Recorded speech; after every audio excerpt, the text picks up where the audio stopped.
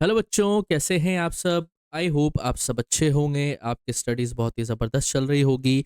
मेरा नाम है इंजमाम खान। स्वागत करता हूं आपका हमारे शानदार यूट्यूब प्लेटफॉर्म जिसका नाम है एफएमआई करियर इंस्टीट्यूट। बच्चों, जैसा कि आपको पता है कि हम क्लास 12th बोर्ड को लेकर कुछ केस स्टडीज़ के बारे में डिस्कस कर रहे थे, जिसमें हमने प्रीवियस लेक्चर में nature and significance of management की कुछ प्रीवियस ईयर केस स्टडीज़ के बारे में डिस्कस किया था। आज हम बात करेंगे आपसे प्रिंसिपल्स ऑफ मैनेजमेंट की केस स्टडीज़ के बारे में। अगर कोई आपको डाउट रहता है तो आप कमेंट सेक्शन में अपने सवालों को छोड़ सकते हैं। वीडियोस अगर आपको पसंद आ रही हैं तो वीडियोस को लाइक करें, दोस्तों के साथ शेयर करें और चैनल को सब्सक्राइब करना ना भूलें। बेल आइकन पर जरूर क्लिक करना ताकि आपको वीडियोस के नोटिफिकेशंस टाइम टू टाइम पर मिलते रहें। चलिए बच्चों, अब हम बात करते हैं आपसे प्रिंसिपल्स ऑफ मैनेजमेंट की केस स्टडीज़ के बारे में कि यहाँ से कैसी कैसी केस स्टडीज़ बनती है और हमें उन्हें कैसे कैसे सॉल्व करना है, कैसे कैसे हमें उसका ज़्यादा लोड नहीं लेना है। सबसे पहले केस स्टडी हम पढ़ते हैं। ब्राइट टेक लिमिटेड एक इलेक्ट्रॉनिक्स मैन्युफैक्चरिंग कंपनी है। रिसेंटली मैनेजमेंट ने नोटिस किया कि कुछ डिलेज हो रहे हैं और कन्फ्लिक्ट्स हो रहे हैं वर्कर्स के बीच में। कुछ एम्प्लॉयज जो है इंस्ट्रक्शंस को इग्नोर कर रहे हैं, वाइल कुछ एम्प्लॉयज जो है वो कंप्लेन कर रहे हैं कि उनके ऊपर वर्कलोड अनफेयर डाला गया है। मैनेजर ने क्लियर रूल्स इंट्रोड्यूस किए, इंश्योर किया इक्वल ट्रीटमेंट मिले हर एम्प्लॉयज को, और टीम कोऑर्डिनेशन को भी उसने एनकरेज किया और साथ के साथ एक्सप्लेन किया कि क्या इंपॉर्टेंस होती है इंस्ट्रक्शंस को फॉलो करने की। धीरे धीरे देखा गया कि डिसिप्लिन जो है इंप्रूव होने लगा और प्रोडक्शन जो है इंक्रीज होने लगा। पहला सवाल, identify the principles of management applied in the case about. कौन कौन से प्रिंसिपल्स ऑफ मैनेजमेंट यहाँ पे अप्लाई हुए। डिसिप्लिन, उसने एम्प्लॉयज से एक्सपेक्ट किया मैनेजर ने कि सभी employees rules and instructions follow करेंगे। इक्विटी, फेयर ट्रीटमेंट दिया, वर्कर्स को इक्वल ट्रीटमेंट दिया ताकि किसी भी तरह का कोई क्लैशेस ना हो। यूनिटी ऑफ डायरेक्शन, एफर्ट्स को कोऑर्डिनेट किया गया एक पर्टिकुलर ऑर्गेनाइजेशन के गोल की तरफ। और spirit D cops, team spirit को एनकरेज किया गया ताकि आप 100% इफेक्टिवनेस और एफिशिएंसी के साथ काम कर पाए। How did the principle of discipline help the organisation. Discipline ने किस तरीके से ऑर्गेनाइजेशन को ग्रो करने में मदद करी। डिसिप्लिन ने ऑर्डर को मेंटेन करने पे कोशिश करी, कंप्लीशन ऑफ वर्क जो है वो टाइम पे पूरा हुआ, कन्फ्लिक्ट जो था अमंग दी वर्कर्स वो रिड्यूस हुआ, और कहीं ना कहीं वर्कर्स की जो एफिशिएंसी थी वो इंप्रूव हुई और प्रोडक्टिविटी भी साथ के साथ पैरेलल उनकी इंप्रूव हुई। Getting my point. थर्ड देखिए, explain the importance of equity in the organisation. जो इक्विटी वाला कॉन्सेप्ट है जिसमें एक सेंस ऑफ जस्टिस एम्प्लॉयज के बीच में क्रिएट हुई, it boost boost the moral of the employees, increases loyalty and improves performance. ठीक है, तो ये चीजें जो है इंप्रूव हुई बेटा ऑर्गेनाइजेशन की इक्विटी का प्रिंसिपल यहाँ पे लागू करने के बाद। ओके,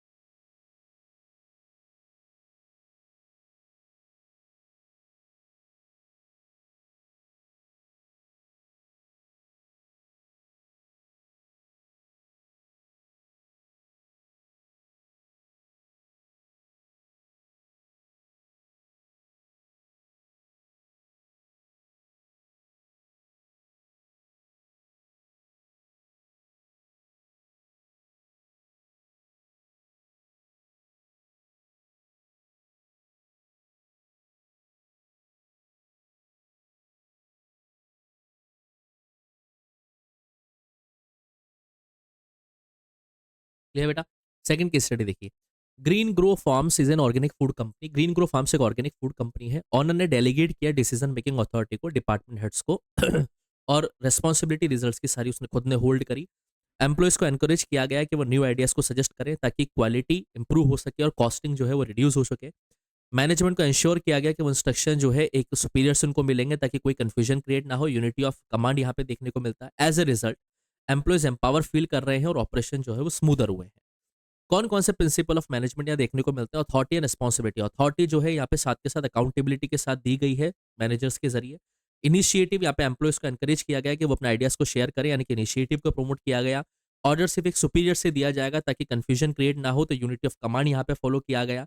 और साथ के स्केलर चेन हमें देखने को मिलता है, क्लियर चेन ऑफ अथॉरिटी यहाँ पे फॉलो की गई थी। ये भी हमें यहाँ पे कॉन्सेप्ट देखने को मिलता है। Explain the principle of authority and responsibility using the case. Authority and responsibility का प्रिंसिपल क्या होता है। जब मैनेजर्स अथॉरिटी देते हैं डिसीजन लेने की, तो साथ के साथ वो रिस्पॉन्सिबिलिटी और अकाउंटेबिलिटी भी ट्रांसफर करते हैं आउटकम्स की, जिससे एम्प्लॉयज़ की परफॉर्मेंस और अकाउंटेबिलिटी कहीं न कहीं इंक्रीज़ होती है। इनिशिएटिव इंपॉर्टेंट क्यों होता है किसी ऑर्गेनाइजेशन के लिए? इनिशिएटिव एम्प्लॉयज़ को मोटिवेट करता है, उनकी क्रिएटिविटी को प्रमोट करता है, उनके जॉब सैटिस्फैक्शन को इम्प्रूव करता है और साथ के साथ ऑर्गेनाइजेशन को इस काबिल बनाता है कि वो चेंजेस को अडैप्ट कर पाए। Styleware Limited, a garment manufacturing company, faced high employee turnover due to job insecurity and dissatisfaction with wages. Skyware Limited garment manufacturing company है जो एक हाई एम्प्लॉय टर्नओवर रेशियो को फेस कर रही है, जिससे जॉब्स इनसिक्योरिटी डिससेटिस्फेक्शन की वजह से मैनेजमेंट ने डिसाइड किया कि अब वो जॉब स्टेबिलिटी और फेयर वेजेस और बेनिफिट्स प्रोवाइड करवाएगी अपने एम्प्लॉयज को। मेजर डिसीजन जो थे वो टॉप लेवल के जरिए लिए जाते हैं और रूटीन डिसीजन जो थे वो डेलीगेट किए गए सुपरवाइजर्स को। एम्प्लॉयज अब word also provided safe working conditions, employees को सेफ वर्किंग कंडीशंस भी प्रोवाइड करवाई जाएगी। ओवर टाइम एम्प्लॉय की लॉयल्टी इंक्रीज होगी और प्रोडक्टिविटी इंप्रूव होगी। कौन कौन से प्रिंसिपल्स ऑफ मैनेजमेंट ये इंक्लूड हुए? स्टेबिलिटी ऑफ पर्सोनल, एम्प्लॉयज का टर्नओवर रिड्यूस हुआ। रेमुनरेशन ऑफ एम्प्लॉयज, उनको फेयर वेजेस और बेनिफिट्स दिए गए। सेंट्रलाइजेशन और डिसेंट्रलाइजेशन, कुछ डिसीजन मेकिंग टॉप लेवल में रखेगी, बाकी को डेलीगेट किया गया। और proper working condition, arrangement of resources, order को यहाँ पर रिप्रेजेंट करता है। तो स्टेबिलिटी ऑफ पर्सनल किस तरीके से ऑर्गेनाइजेशन को बेनिफिट देता है बेटा? ये ट्रेनिंग कॉस्ट को रिड्यूस कर देता है, एम्प्लॉयज की एफिशिएंसी को इंप्रूव करता है, it build employees loyalty and ensures continuity of operations. How the principle of remuneration, what is the principle of remuneration of employees should receive fair wages, उन्हें fair wages दिया जाए जिससे satisfaction हो employees को भी और एम्प्लॉयर्स को भी, और साथ के साथ मोटिवेशन और उनकी परफॉर्मेंस भी क्या हो बच्चों, इंक्रीज हो। So these are the some case studies of the chapter principles of management which we discussed in today's class. I hope all these case studies are clear to you. If you have any doubt about these case studies, you can ask your doubt or questions in the comment section. Feel free to ask the questions in the comment section. In the next class, we will discuss about the about some case studies of the next chapter, that is business environment. I hope you like the class. If you like the class, please like the video and share the videos to your friends, and subscribe our channel, and please don't forget to click the bell icon so that you will receive all the notifications of the upcoming video. So thank you students. We will meet from thank you students.